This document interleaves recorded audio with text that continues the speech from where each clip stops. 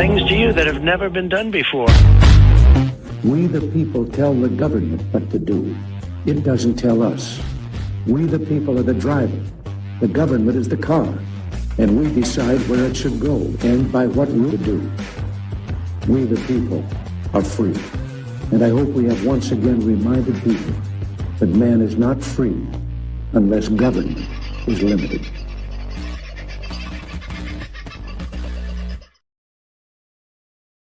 Put myself up. There you go. Hello, folks. Technical issues. One or two or three of them. And then a final one that sort of delayed me getting on the air. Thanks to everybody who rang to let me know there was a problem, including Tony, who has said you're all getting very worried. I beg your pardon. I had to reboot everything right as the show started. And I thought I had hit, and I'm bloody sure that I had hit the start the stream button when I had to reboot everything. So I didn't even look at it again when it came back to life and I started doing. So anyway, I've done 20 minutes worth of show already. Where the hell were you? Sorry, we'll start again. I hope you've had a great weekend and the weather in your part of the world is doing marvelous things. There was a lot happening over the weekend and we'll catch up with a bit of that from South Australia's point of view in the near future. The lovely Deb Shippard was first in the house tonight. And we'll catch up with Deb because she caught up with Vince over the weekend at the One Nation Do in South Australia. Aussie Sue, lovely to have you in. Tim, good to have you around, buddy. Tim has been working out new rap songs for me, folks. Well, not for me. He's been writing new rap songs. He's been sending them to me, which is nice, but not my kind of style, dude. But God love you. You're doing great work, I guess, in that field. I'm just not the person to know much about that field, but love your work. You're doing well. G'day, Paul. G'day, Sharon. Gomez is in the house. Bullnuts is in the house. The lovely Judith is in the house. Peter Grace is in the house. Yes, only a little bit of rain. Less than 10 mil, I think he said they've had so far in South Australia, in his part of South Australia at any rate. And Deb Shippard was saying they're hopefully going to get a little bit over their way. Sandy is, I think, somewhere about 12 mil at the Donkey Sanctuary. Now, I do have something for the Donkey Sanctuary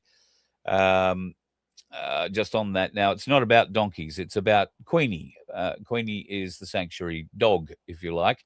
Baz and Sandy picked Queenie up. She was in a kill pen at a place in Mackay in 2017 when they happened to go past, and they got her out of there quick, smart, and she has been a wonderful, wonderful dog. Unfortunately, she's 14 years old and has developed a cancerous growth in one of her rear hocks. So it is quite a large size, about an onion in size, thereabouts. They've had tests. There's not a great deal that medical veterinarian skills can do. Their biggest suggestion is bring out the scalpels and chop it off, which is not something that Sandy and Baz are going to countenance. So at the moment, Queenie looks to be in palliative care at home. But if you happen to know a bit of a cure, not necessarily a cure, but a something they could try, then please, by all means, do that. Reach out to me, carl@vofhq.com, or you can reach out to Sandy directly at the Donkey Sanctuary. So that would be lovely. So Gregory has said here, I do not live in a cacistocracy. I live in this body. If a cop asks me where I live and I reply here, if I am not at a certain place, then I am not alive there. Okay. Okay. So what you're saying, Greg, is you don't live in a cacistocracy. I don't know. Are you? I'm a bit confused. I need thinking. We all live in a cacistocracy, a cacistocracy, a cacistocracy. I think you're overthinking it. That's what I've been able to come up with in that 8 seconds. Mate, you live wherever the hell you want to live. If you don't want to wear a shirt that says we all live in a cacistocracy, don't buy one. It's pretty simple. But yeah, I understand what you're getting at, but it sort of moves away from the whole idea of having a shirt that says something funny on it. Rachel's in the house from lovely Tasmania. Rachel's making a request for no political show or a show with no politics in it. I know the waving wonder is materialized in the background. Yeah, hi. Sorry, I can give you a few minutes, mate, if you want to take that from political okay, viewpoint from after that okay, let's request. do that. Well, we're gonna. Well, our no politics show won't be tonight for Rachel then. Yeah.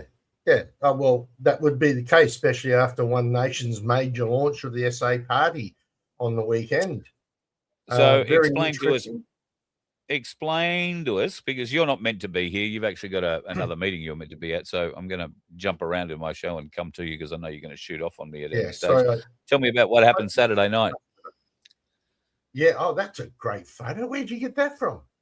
I'm somewhere in the back holding up a camera. You weren't the only person I can, I have scoured that photo looking for you, and I think I see the top of your head down the back right-hand corner a bit, but. Yeah, well, I'm not sure exactly where I am in that photo. I can't even see myself. It was the room was packed. It was noisy. There was lots going on. Interviews done by Channel 7, which I've got a bit of a behind-the-scenes take of as they were doing that. What we found there were heaps of people from every walk of life. We had Scottish, we had Indian, we had, just everywhere. So it was a really, really good event. And there's about an hour's long speech that we'll be putting up on Freedom Broadcasting Network, which is the full speeches from all of them. So, I wanted to say very speeches. Interesting stuff in that. Sorry? Barnaby, I imagine Pauline had a few words to say, and Corey. They all did, all four. Yep. Malcolm Roberts, and as I said, it went for about an hour. And some of the stuff they said was very interesting, like the fact that they're letting their representatives speak freely. Right? They're not controlling what they're saying. They literally said that in part of the speech. Okay. So I thought let's go through it. interesting. There are 11 Senate seats up for grabs in South Australia, and One Nation are going to run 4 people in those seats. And then in the districts for the lower, what I'm assuming you call the lower house in South Australia. House of Assembly, yep. Yep, House of Assembly. Well, there are 40 plus? 47. Candidates. There are 47 districts, and they have every single seat, somebody running in every single one. And most of them were there on Saturday night. Well, I think this is Rachel, or Rebecca, I beg your pardon, who I believe is also running with One Nation. She has been putting herself up front and centre there over the weekend. And all power to them all. They should all be doing it. So you were able to catch up with one of them in particular, and you managed to pick up a special guest? Yes, we did. I will let you take that when I disappear off the channel here in a minute, because I've got to get back to this My Place meeting. It was very hard to get interviews with the noisy and stuff that was around. I did manage to do a lot of networking, and with special help from one of our supporters, which is Deb Shippard. So thank you very much, Deb, for that. You did a wonderful job, and we're going to make you famous a little later. So, but yes, so I've already got a lot of the replies from the One Nation. Now we just hope that other parties will be kind enough to also agree to the interviews that we're looking to set up on the Freedom Broadcasting Network. I do have one Liberal person coming on for my area, so that's an interview that will be happening. Outside of that, it was mainly networking, getting to know the people, putting a face to the name, and then putting a face to us. So hopefully we can get more access in that direction. Vince, what's the feeling on the streets? And I know that, Mannum isn't known as the largest population centre in South Australia, but your friends, you run into business people all the time with your work. And what's the general feeling? Is One Nation part of the conversation, or is nobody politics? No, One Nation's definitely part of the conversation. Country folk tend to be a bit more quiet, but they're definitely talking about it. While I was actually in there were people outside of the hotel that weren't involved in the actual thing on Saturday night, and I was talking to them, and they're voting One Nation as well. And they were just at the So pub. these are the supporters outside that weren't to the. This was a ticketed event that you were at, so Correct. yeah, you couldn't get in without a ticket. So so they had supporters outside the hotel waiting and chanting.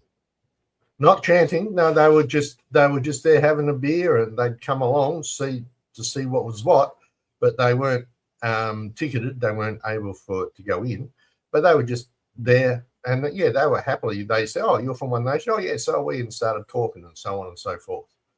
So yeah.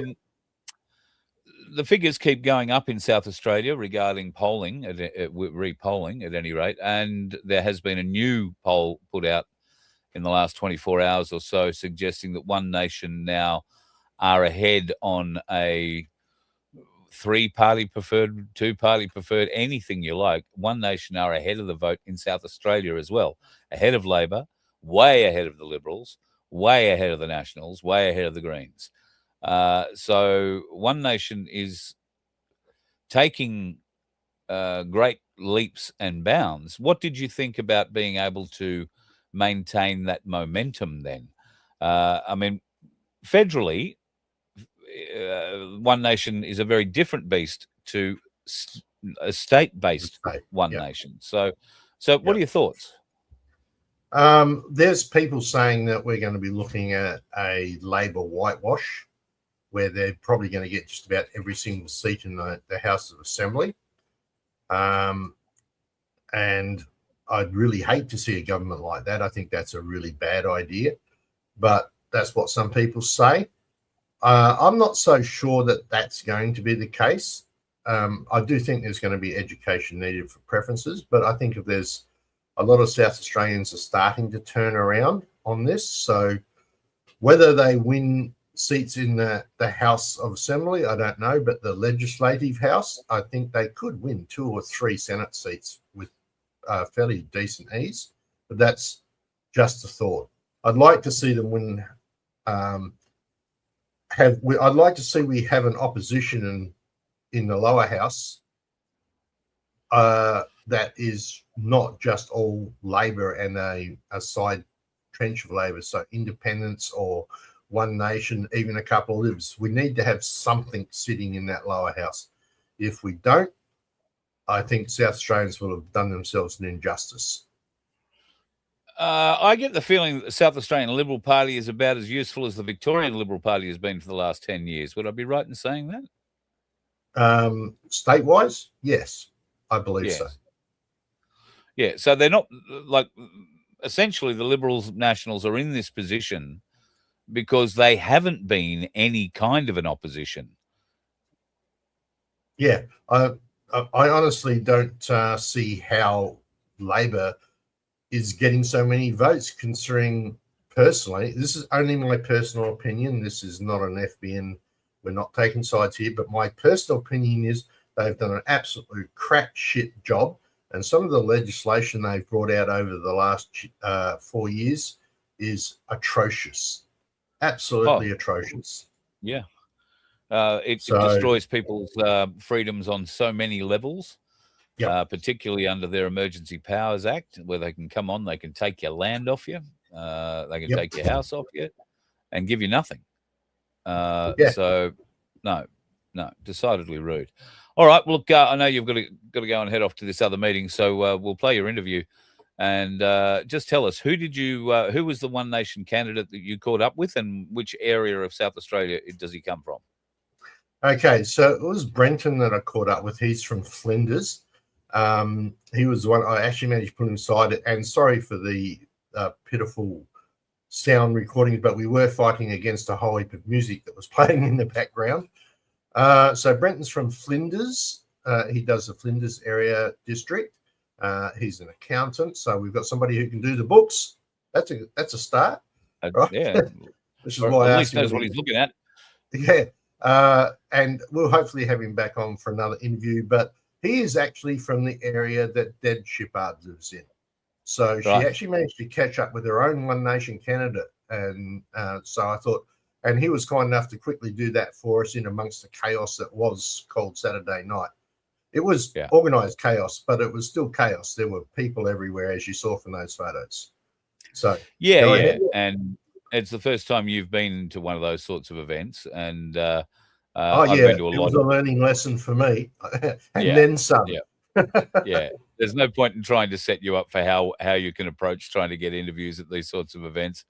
You've just got to go see how they work, and then figure out how you can slide in. That's about how it works. Yep, agreed. Yeah. All right, mate. Well, thank you very much, and you go forth and do your thing for my place, and we'll catch up with Brenton from South Australia's One Nation and the lovely Deb Shippard. Cheers, mate. Hi, everybody. It's Vince Pannell from Freedom Broadcasting Networking.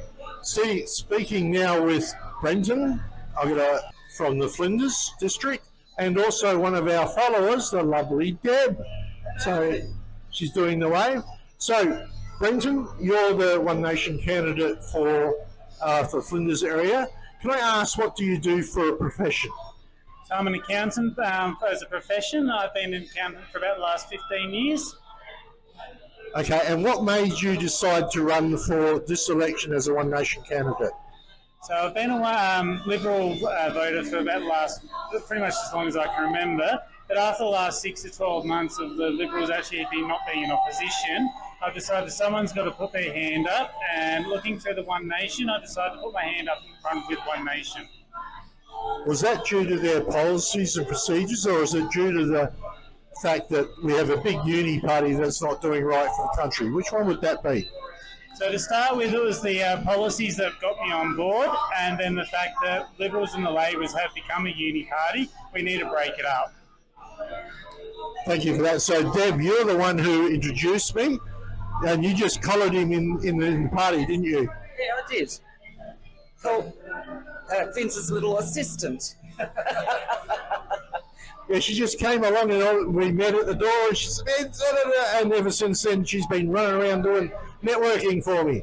So everybody from the party, from our group, this is the actual Deb Shippard you see on our chats. So, Brenton, I wish you the best of luck in what's going forward, and you're going to have a very busy time. Hopefully we can get you on for another interview with the standard 16 questions. No worries. Thank you very much for having me. Not a bad effort from Vincenzo, and yes, we've got to get him a little bit of microphone technique and maybe to focus the camera in the right direction occasionally. But outside of that, framing is not everything, but it'll do. It'll do. I saw this today. I thought it was bloody hilarious. Moving to England because Trump won. That's Ellen DeGeneres and the girlfriend driving out of town. And then what did they say? Oh, something about being on the Epstein client list. I think that there is a lot of names on the Epstein client list. This is one of them. That is supposedly Ghislaine Maxwell. Do you think that's Ghislaine Maxwell, or is that woman the same as that woman? Is that woman the same as this woman? There are a lot of questions about who is Ghislaine Maxwell, and is the woman that is currently behind bars in whatever state in the USA actually Ghislaine Maxwell?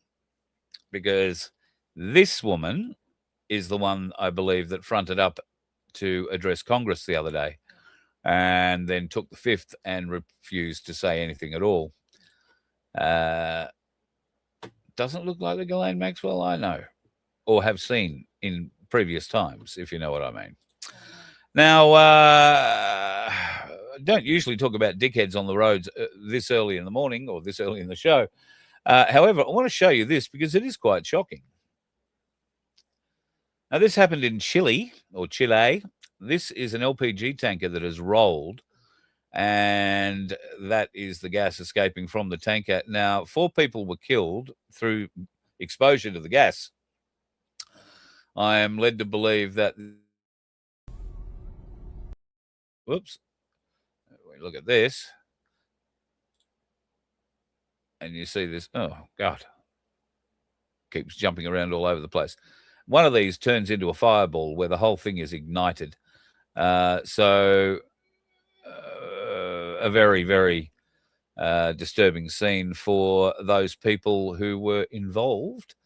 And clearly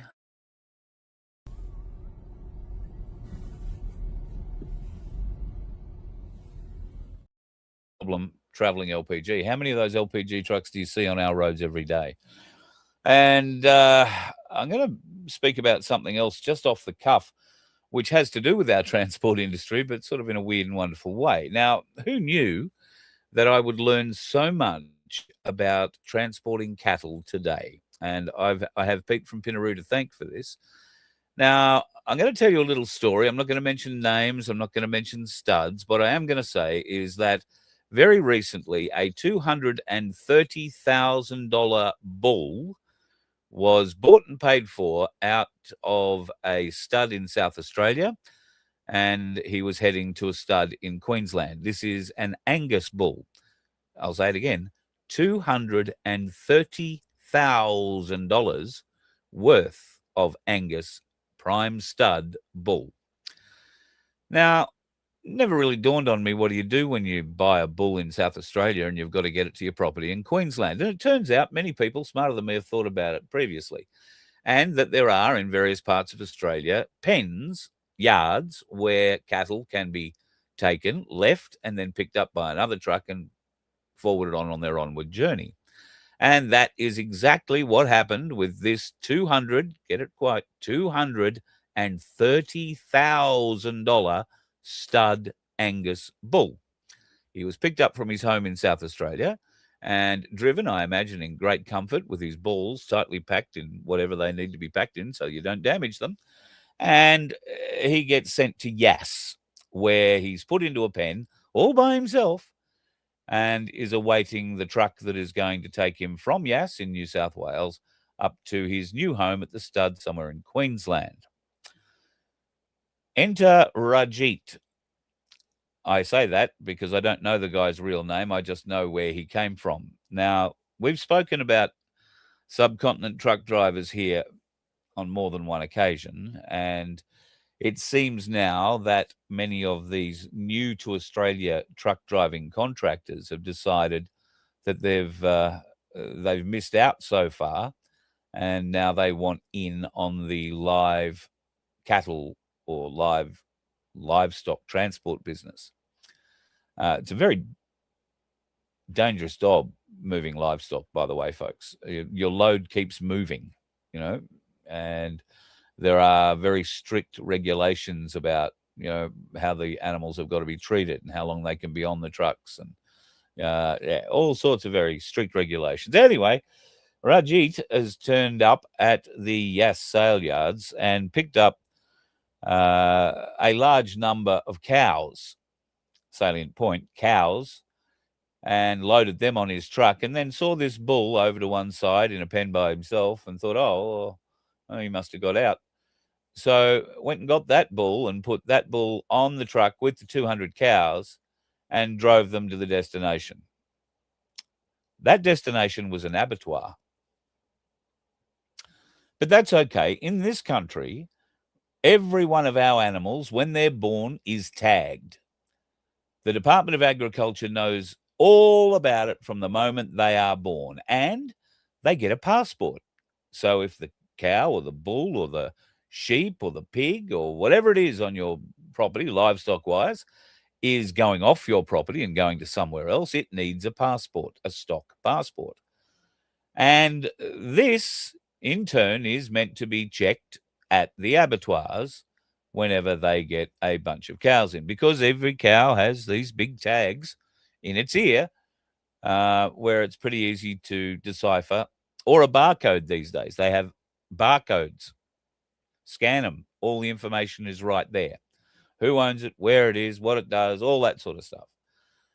Well, we know that the Australian abattoirs are having a bit of a process problem. They have no problems processing meat, absolutely none at all. They do have a process problem in what they should be checking before they cut the heads off the animals. Because apparently that's exactly what they did. They cut the head of a $230,000 stud bull and then checked the ear tag.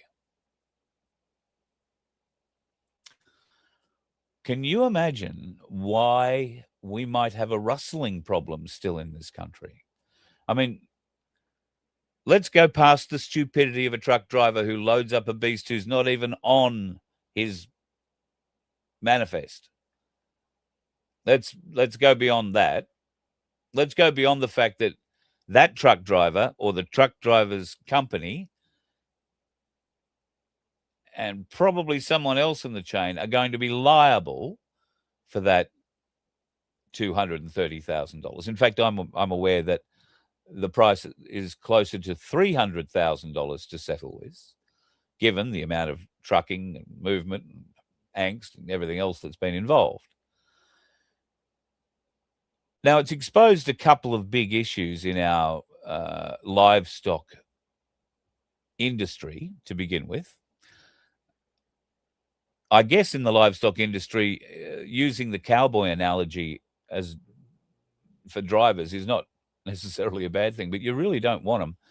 And these new drivers that are coming into this country do not understand what's going on. They can't obviously tell the difference between one pen and another. They can't read the documentation that they have, or they don't read it. They can't read it or they don't. And be that as it may, for me, the biggest concern is the abattoir.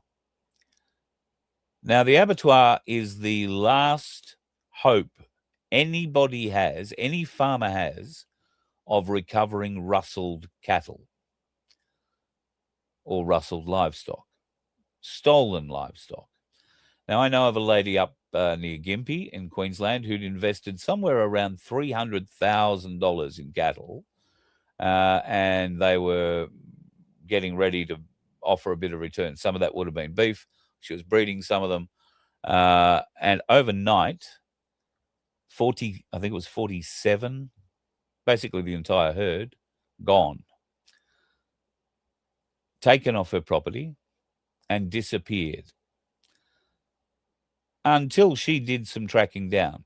Now, there is a livestock police group, if you like, who are meant to investigate this sort of stuff, but I don't know what they do other than possibly maybe just take kickbacks from the people they should be actually investigating, because they're the people who should be investigating the abattoirs who are not checking the tag numbers on the ears of the beasts as they come through.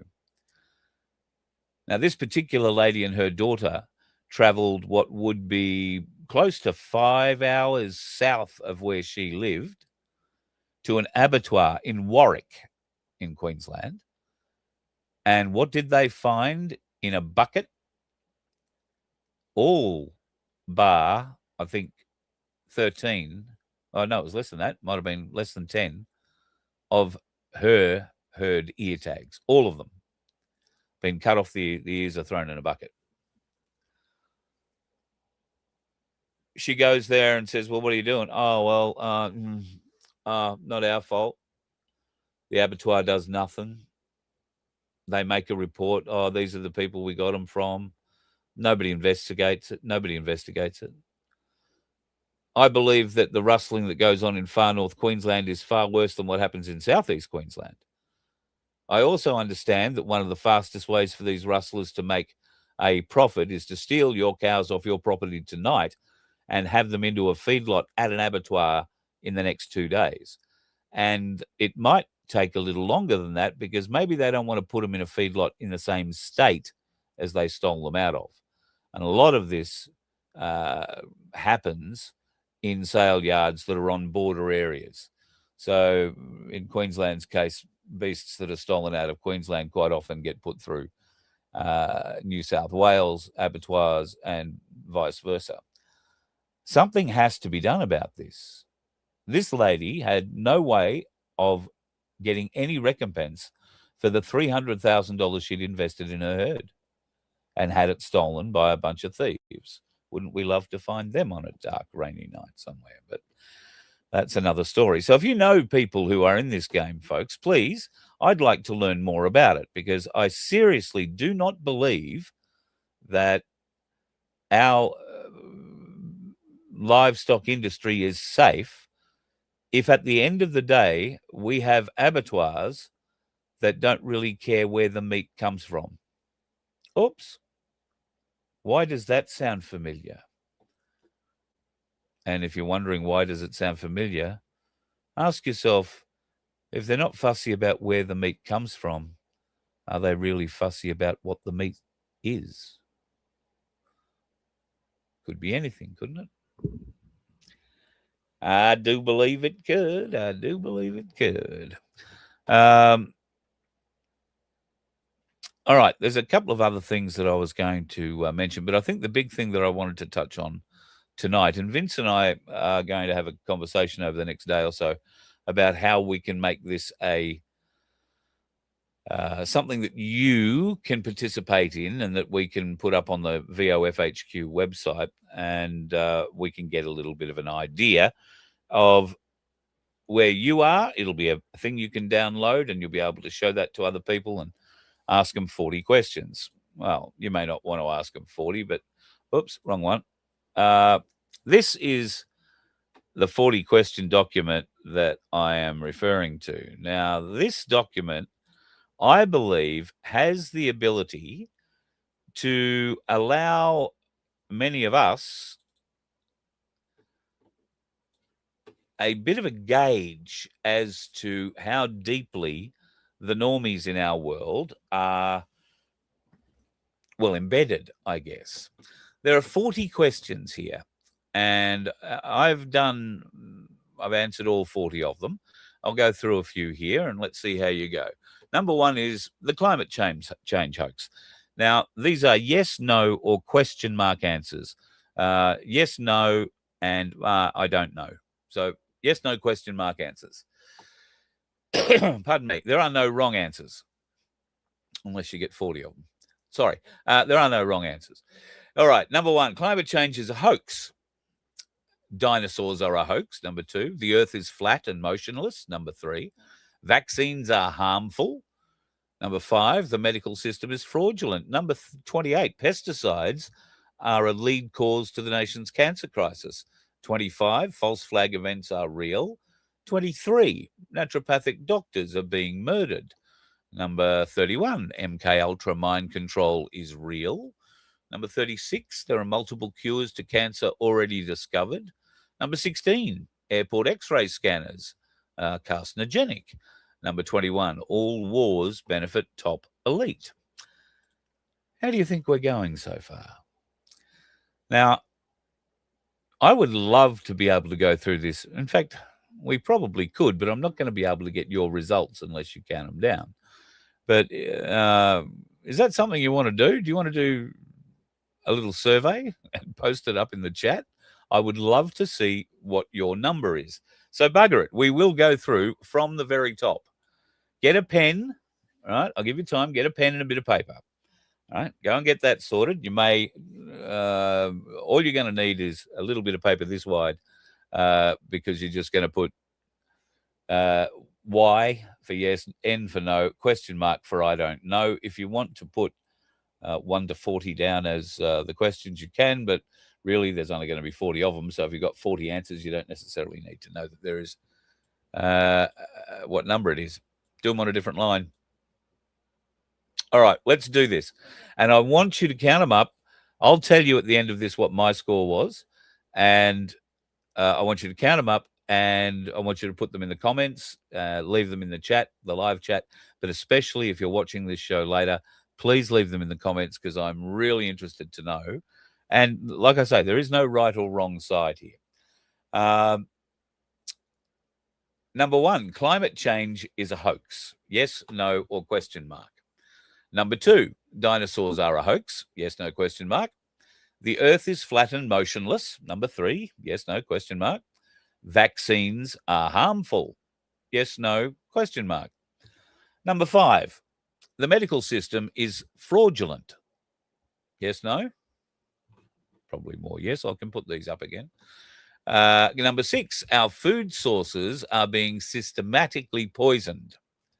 Yes, no, question mark. Number seven, GMOs are not safe. That is genetically modified foods. Number eight, TV has brainwashed the masses. Number nine, politics are or is an illusion. Number 10, Project Bluebeam. Number 11, many of Hollywood actresses are male. Number 12, elites, royals, and political figures are involved in a massive pedophile ring. Number 13, geoengineering is happening. Number 14, fluoride and chlorine in our water. Sources are they're toxic to the human body. Yes, no, or question mark. Number 15, caffeine consumption has many negative health outcomes.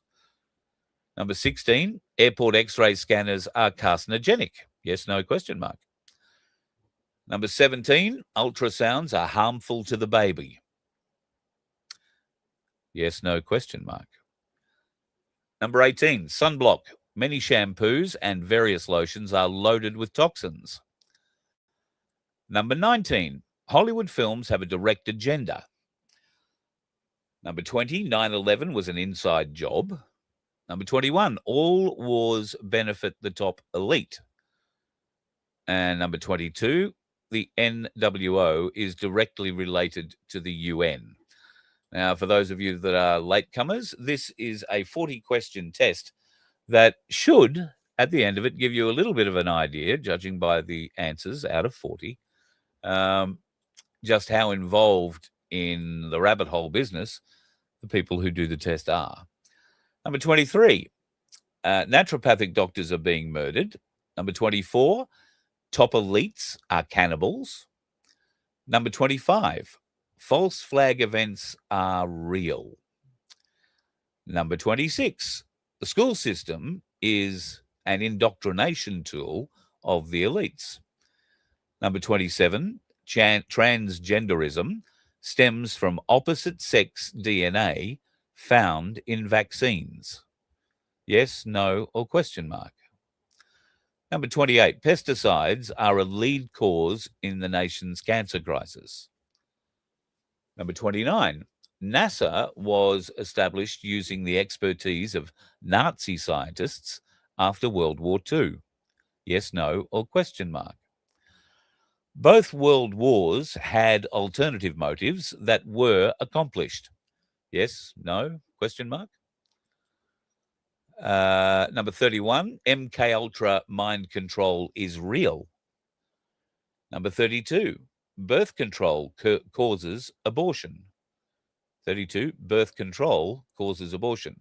Yes, no, question mark. Number 33, the Federal Reserve is privately owned and controls the USA and world banking systems. Number 34, Monsanto is fully corrupt. Yes, no, question mark. Number 35, taxation is theft. Number 36, there are multiple cures to cancer already discovered. Number 37, science has become a religion. Number 38, FEMA camps exist. Number 39, nuclear weapons are a hoax.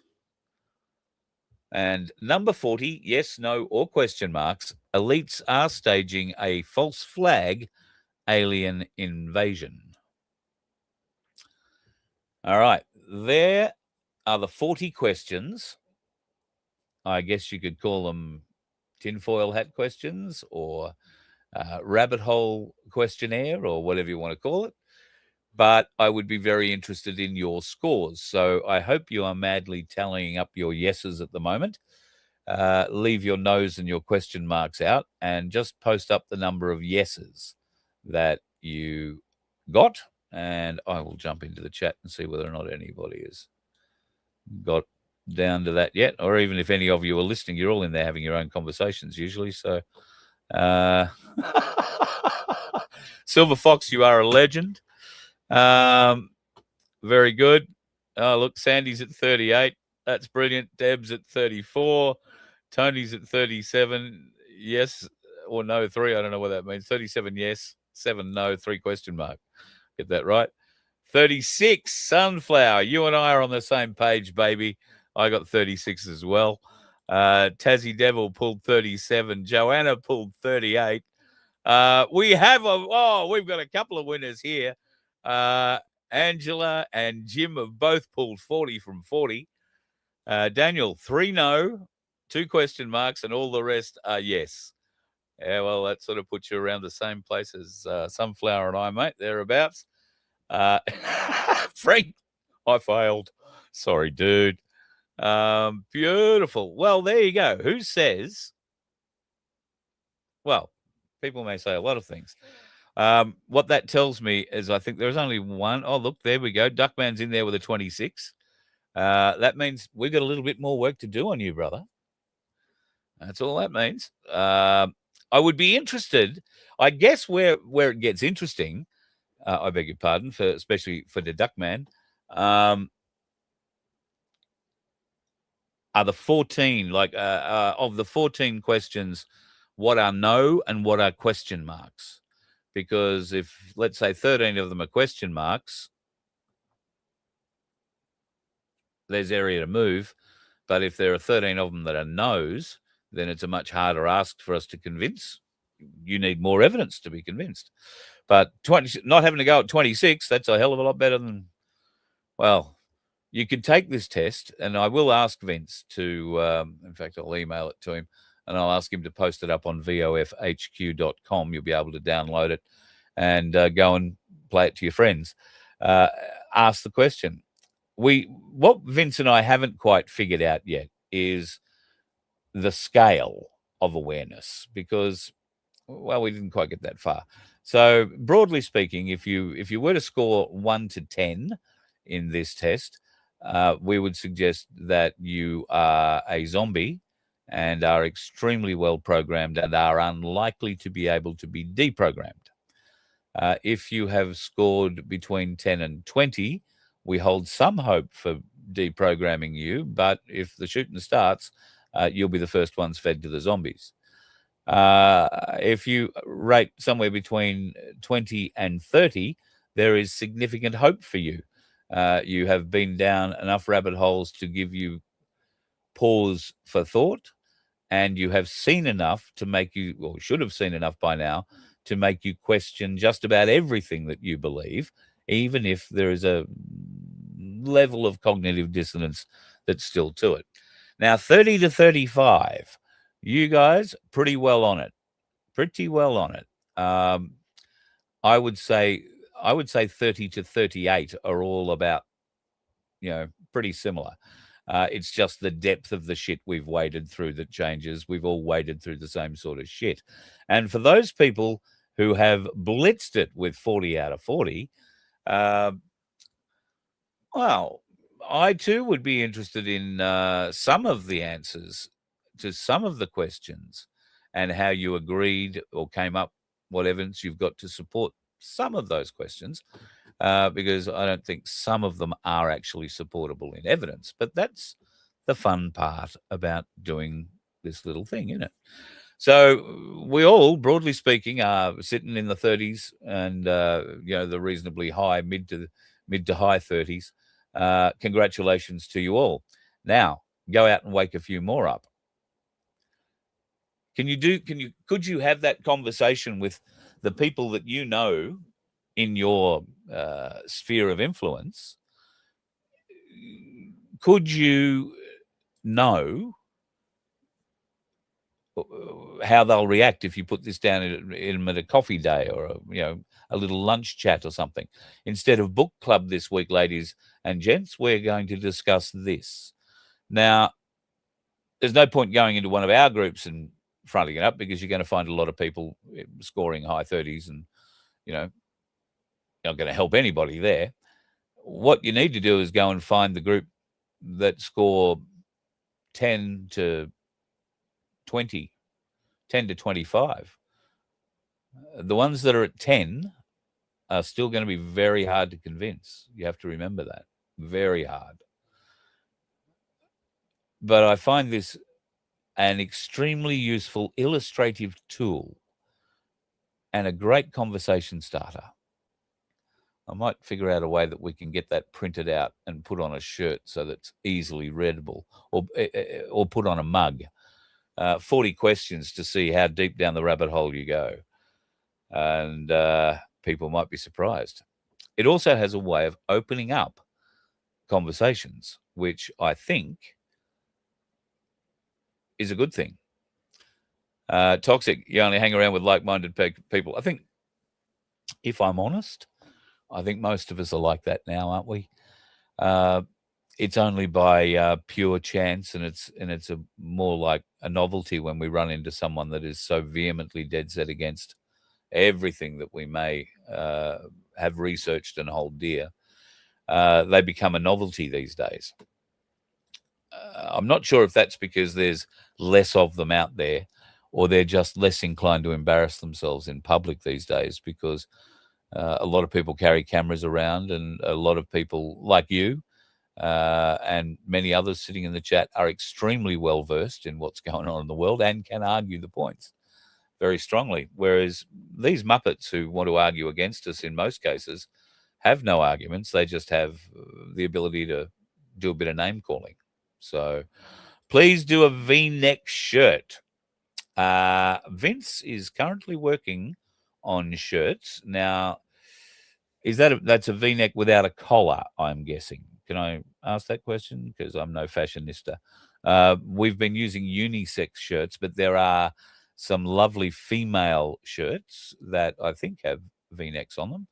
I will go and have a look after the show. And for you, Sunflower, we will make sure that there is something happening. Now, speaking of shirts and that sort of thing, we have had some magnificent designs thrown forward for our cruise shirt. So, folks, if you have an idea for a Voice of Freedom cruise shirt, 4th to the 8th of May, Brisbane, Early Beach, Brisbane, send them through to me, Carl, at vofhq.com, and Vince and I will be making a decision on them very soon. Got to say, Beckio from Truth Seekers has put together a couple of really, really good ones. I've got one that I really like too. It'll only work on black, but it's very nautical, put it that way. And there are a couple that are a bit bawdy, which I love, but I don't want to present somebody with a shirt they may well be offended. So I'm wearing, so I won't do that. We'll keep it as clean as. Sunflower, yes. All right, we will look for a V-neck for you, and we will sort it. Vince has all the design skills in the family. He has been showing me what to do, and I think I put together one of the stubby holders, so we've done okay there. What else is going on in the chat? Silver looks like it's on the rise. Yes, we should have a bit of a talk about that.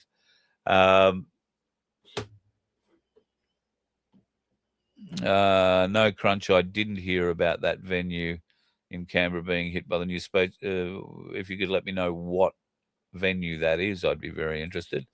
So, Robert, silver looks like it is on the rise. Yes, I do tend to agree with you. Most of the day today, and in fact, I can share this a little bit. Okay, so here is the graph for today. Now, it started the morning at 9 o'clock, Queensland time, 10 o'clock, the bell rang at $119. It's jumped up to a little over 124 today and is maintaining a pretty solid $121, $122 base. Now, China doesn't open up again until tomorrow. It is the last day of their Chinese New Year celebrations, and today, I guess, is the last day and night of New York trading as we know it.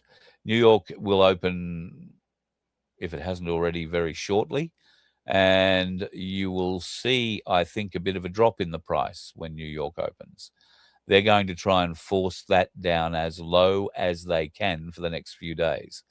Why are they going to try and do that? Well, they've got margin calls to make, and they have delivery calls that they have to make. At the moment, the COMEX is showing over 100 million ounces in their vaults, but there are millions of ounces being taken out of those vaults on a daily basis by nervous investors who don't want to trade the paper in futures anymore. they want to hold the physical product. And that's where the COMEX and all those people dealing in it are going to come unstuck this week, because the demands on a COMEX that has maybe 100 million ounces in it, the demands on that 100 million ounces are 290 million ounces. That means they're 190 million ounces short. Global production is 850 tons a year. They are never going to be able to make up that difference. And therefore, the traders are going to have to cry force majeure at some stage this week, I believe. And it's going to be nasty for the futures traders, who will only get paid out on the spot price.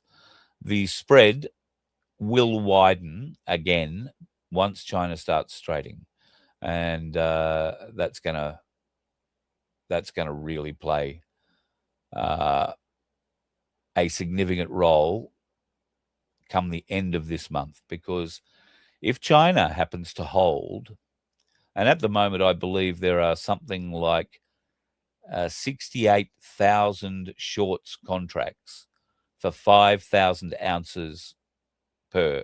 Actually, no, you can do the math.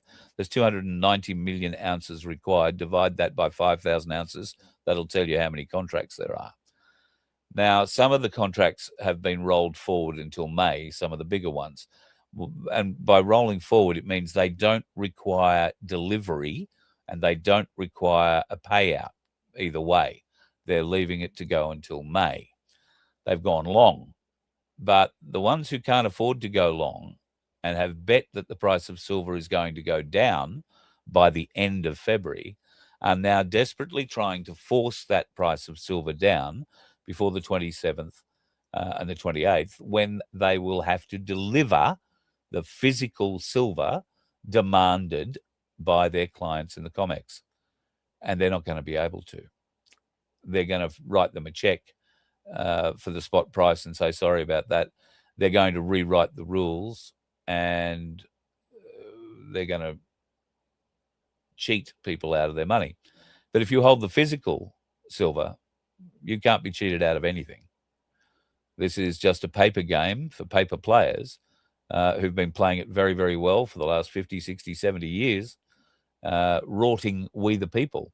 So don't feel sorry for those traders that are going to lose everything in this, we hope. Don't feel sorry.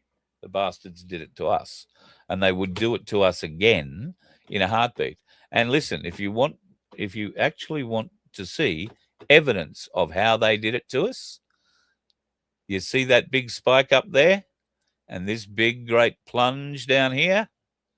That's the last time they colluded together and took the price from $169 thereabouts and dropped it inside 10 hours down to 117, and then over the next few days dropped it lower down to 106, and eventually the low point where it hit $100. And now it started to build again. You can see the evidences of these little drops here. This happens when the market forces its paper into the system. And those big green candles that you see, which we've been looking at here today, predominantly, these ones here, a little bit of a drop earlier, but now it looks on the build again. Well, keep an eye on those, folks. I mean, it's not physical, it's not financial advice that I'm giving you. We all know you'd be mad to follow my advice. But if I had the wherewithal, and you know they always say buy silver in the dip, I would suggest to you that we're not likely to see silver get this cheap again, even with a spread between the spot price of, what is it, about 123, 122. So, yeah, Ainsley spot at the moment is $122.15. But if you were to go and buy an Ainsley bullion Skippy, 1 ounce Skippy from the Perth Mint, $154.79. So you're looking at a $32 split. That's a big difference, folks, in what the market tells you paper silver is worth versus what the physical market tells you physical silver is worth. And I have seen more stories in the last 24 hours of everything going to 500 US an ounce. But I haven't seen dates with that, and I wouldn't expect that anytime soon. You will no doubt remember that I made some pretty big boasts in December and January, that what I'd heard was that the price of silver could go to 200 US dollars an ounce by the end of February. Well, I'd say now that is unlikely, but not out of the question. It could certainly get to close, very close, given that we've seen huge jumps. And it really all does depend on what happens with China when it comes alive again tomorrow, because they're going to start buying, folks, and they're going to keep buying. So I don't know how long they'll keep buying for, but they're definitely going to keep buying. New problem, says Crunch. The price of oil is going up straight. Yeah. So they say the Straits of Hormuz are blocked. Now, the story was that Russia, China, and Iran blocked the Straits of Hormuz because they were doing a exercise involving their three navies, and they were live firing weapons, which meant it wasn't a very nice place for them to be. But I don't have the app on this computer, but there is an international or a shipping app where you can track ships, if you like. And you can go to all of those, what would you call them, pinch points in the shipping world, places like the Suez Canal, where ships have got to line up and be given a day and a date to get through.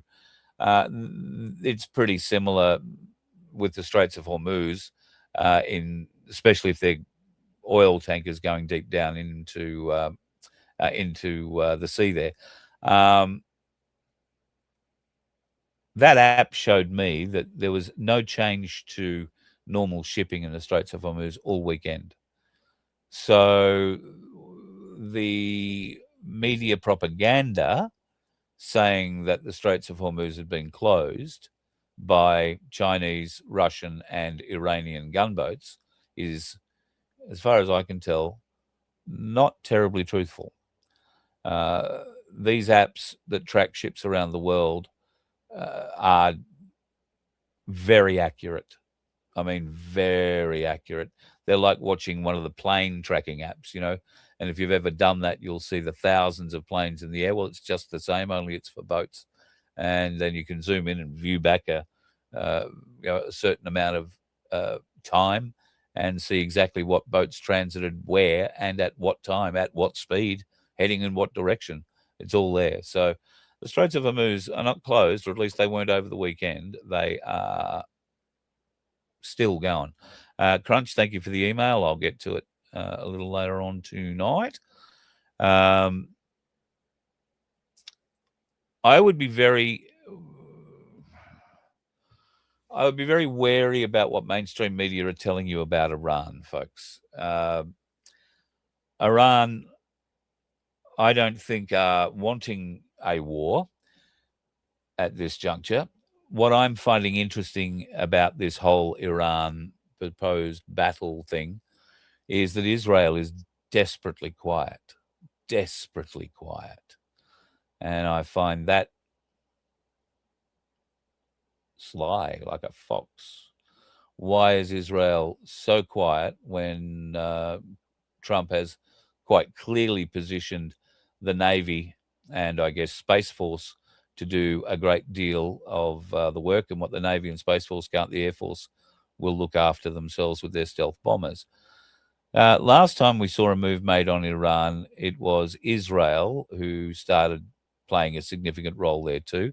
They sent through a number of waves of aircraft that took out anti-radar weapons and, in fact, radar installations. The Russians have now come to the aid of Iran with better systems, better radars, better targeting systems, because Iran has joined the BRICS nations, and they are fighting for a gold and silver standard around the world when it comes to finance and particularly trade. So China and Russia are obviously lead members of the BRICS alliance, and they are not going to let Iran fall over. Is Donald Trump going to take on Russia and China in Iran without Israel's help? No, I don't even know that he'd do it with Israel's help. I don't know that the Russians would be terribly involved in any war there. They would send a bit of old equipment, I dare say. But they're busy doing what they're doing with Ukraine at the moment, which is also just the shit going on in Ukraine at the moment, the lies, that absolute horrifying human comedian Zelensky is now, I think, being treated as a joke by NATO as well. Trump has boxed NATO beautifully. He's suspended any US funding going to NATO. He's got them fighting each other. They're all looking over each other's shoulder to see who's going to line up with Trump first, because the first ones that does will get funding. But what's going on in Ukraine, and particularly a lot of the refugees coming out of Ukraine and going into Germany, is having a huge impact on Germany in particular, but wider Europe as well. So there are countries in Europe that have histories hundreds to thousands of years older than our own, and that history is being lost now, deliberately destroyed by governments who are bringing in people who do not fit. Does that sound familiar? Does it sound like something the Australian government has been doing here for a bloody long time and are taking no notice for? Does it sound like something the Australian government has been doing and is doing now and taking absolutely no responsibility for? Have you seen the lies? I'm sure you have, coming out of any Labor politician's mouth about this cohort of 34 women and children coming from Syria. Is there any doubt that the Labor Party is lying their ass off to you, or at least trying to placate you by saying, well, we haven't offered any help. Yes, we have to give them passports because they're Australian citizens, but beyond that, we've given them no help. Well, why was that Dr. Rifi, the Muslim repatriation specialist out of Sydney, offering a private repatriation service by the sounds of it, having private meetings with Tony Burke? Why is that Dr. Rifi, Tony Burke's highest money raiser in his electorate when it comes to electoral funding? Why is this bloke handed, or one of his associates handed, 34 Australian passports and allowed to get on a plane and go to Syria, a designated country which you are not allowed to go to, so that he, this displaced citizen that lives in Australia now and very clearly has done well for himself, so that he can go into Syria and miraculously present these women and children with their passports and come home to, I don't know whether there would be too much adulation for him. I'm sure he just sees this as the right thing to be doing. It's just not the right thing to be doing to Australians. And he needs to be brought to account on that. From what I am hearing, there is a lot of movement in opposition and liberal ranks particularly to see if this man can be charged because he has been operating a repatriation service, ostensibly a private one, but with, it's alleged, soft government backing. And that soft government backing means asshole ministers like Tony Burke can ask the public servant whose only job it is to record the meetings that the lying filth minister has. When Tony Burke asks that person to leave the room so that he can have private conversations with Save the Children and those other repatriationists that are involved, doesn't that show you, and shouldn't it show normies, the extent of the corruption, the extent of the lies they're willing to tell? Why do not people understand or see this? Or are we just so apathetic that it's, well, you know, it's just the bloody government. We are apathalia. You know? Apathalia. I should get it right. Because those normies that we try and shake awake every day don't care.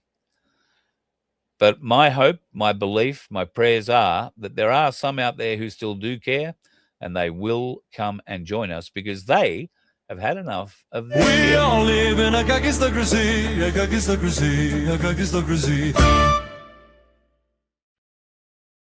And on that note, you have yourself a bloody good night. I'm sorry it was so late getting started tonight, but, well, technical problems being what they were, they were. So talk to you again tomorrow. Fingers crossed the silver price keeps going up the way it is.